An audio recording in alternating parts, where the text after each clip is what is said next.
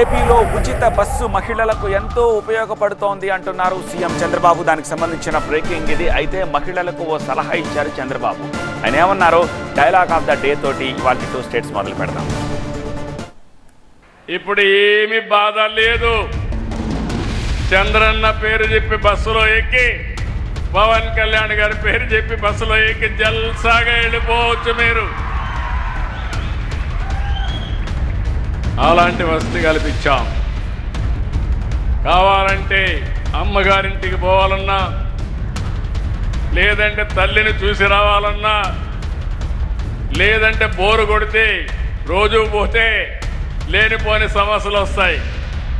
అవసరం అనుకుంటే మీరు మీ కుటుంబ సభ్యులు పుణ్యక్షేత్రాలకు వెళ్ళి దేవుడి దర్శనం చేసుకోవాలన్నా చేసుకునే ఏర్పాట్లు కల్పించాం.